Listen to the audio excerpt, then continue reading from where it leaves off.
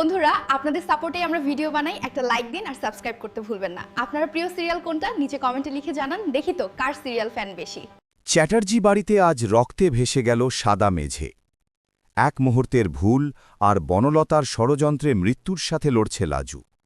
অনুভব কি পারবে এই বিশ্বাসঘাতকতার বিচার করতে? চ্যাটার্জি বাড়ির আকাশে আজ কোনো চাঁদ ওঠেনি, বরং এক অমাবস্যার অন্ধকার যেন ডানা মেলে বসে আছে।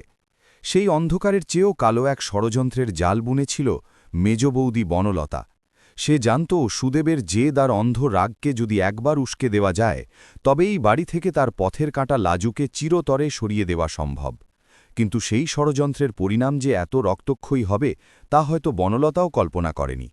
আজ এক মুহূর্তের ভুল বিশ্বাস আর বনলতার বিষাক্ত উস্কানিতে লাজুর পবিত্র রক্তে লাল হয়ে গেল চ্যাটার্জি বাড়ির ধপধপে সাদা মেঝে। সুদেব যখন হিতাহিত জ্ঞান হারিয়ে লাজুকে ধাক্কা মারল, তখন এক বিকট শব্দে কেঁপে উঠেছিল পুরো বাড়ি। লাজু ছিটকে গিয়ে যখন সিঁড়ির ধারালো মার্বেলের কোণে আছড় খেয়ে পড়ল, তার কপাল ফেটে ফিরকি দিয়ে রক্ত ছুটতে শুরু করল। সাদা মেঝেটা মুহূর্তের মধ্যে টকটকে লাল রক্তে ভেসে গেল, আর লাজু যন্ত্রণায় নীল হয়ে সেখানেই জ্ঞান হারিয়ে লুটিয়ে পড়ল। সুদেব নিজের হাতের দিকে তাকিয়ে পাথরের মতো দাঁড়িয়ে রইল। তার রাগ তখন এক নিমিষে জল হয়ে গেছে। সেখানে দখল নিয়েছে চরম আতঙ্ক। সে দেখল তার নিজের হাত আজ তার স্নেহের ছোট ভাইয়ের ভালোবাসার রক্তে রাঙানো। ঠিক সেই মুহূর্তেই ঝড়ের বেগে ঘরে ঢুকল অনুভব।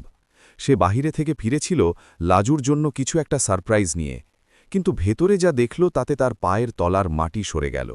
মেঝেতে তার লাজুর নিথর আর রক্তাক্ত দেহ দেখে অনুভবের পৃথিবীটা ওলটপালট হয়ে গেল। সে পাগলের মতো ছুটে গিয়ে লাজুকে কোলে তুলে নিল। নিজের সাদা পাঞ্জাবি মুহূর্তের মধ্যে লাজুর রক্তে ভিজে লাল হয়ে যাচ্ছে, কিন্তু তার সেদিকে কোনো খেয়াল নেই। অনুভবের চোখ তখন আগ্নেয়গিরির লাভাকুঞ্জের মতো জ্বলছে।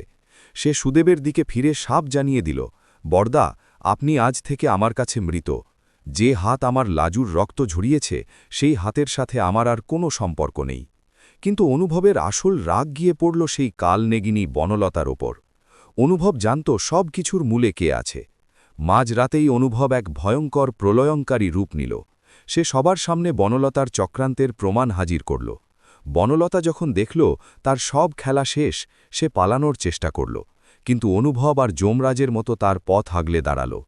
অনুভব বনলতাকে চরম ধিক্কার দিয়ে তার চুলে এক হাঁচকা টান দিয়ে ধরল। সবাই স্তম্ভিত হয়ে দেখল অনুভবের সেই রৌদ্র মূর্তি। অনুভব বনলতাকে হিরহির করে টেনে সদর দরজার দিকে নিয়ে গেল। বনলতা চিৎকার করে ক্ষমা চাইলেও অনুভবের মন আজ পাথর। বাইরে যখন পুলিশের গাড়ির সাইরেন বাজছে, অনুভব মাঝ রাতেই বনলতাকে চুল ধরে বাড়ির গেটের বাইরে ছুঁড়ে ফেলে দিয়ে পুলিশের হাতে তুলে দিল। সে চিৎকার করে জানিয়ে দিল, রক্তের বদলা আজ রক্তেই হবে। আমার লাজু আজ হাসপাতালের বেটে মৃত্যুর সাথে পাঞ্জা লড়ছে, আর তুই জেলের গ্লানি টানবি। সুদেব তখন নিজের ভুলের জালে নিজেই ছটফট করতে লাগল। বড় ঠাকুরের সেই দম্ভ আজ ধুলোয় মিশে গেছে। সে দেখল যাকে সে বিশ্বাস করেছিল সেই তাকে সর্বশান্ত করেছে, আর যাকে সে মারতে চেয়েছিল সেই মেয়েটি আজ তার বাড়ির ইজ্জত বাঁচাতে নিজের প্রাণ বাজি রেখেছে। বন্ধুরা, অনুভবের এই রৌদ্রমূর্তি কি আপনাদের মনে শান্তি দিয়েছে? সুদেব কি পারবে নিজের এই জঘন্য ভুলের মাসুল দিতে? আমাদের তো মনে হচ্ছে বনলতা জেল থেকে বাঁচতে এবার নতুন কোনো মাস্টারমাইন্ডের সাহায্য নেবে। আগামী পর্বে দেখা যাবে লাজু যখন সুস্থ হয়ে ফিরবে তখন সে তার স্মৃতিশক্তি হারিয়ে ফেলবে এবং অনুভবকে চিনতে অস্বীকার করবে।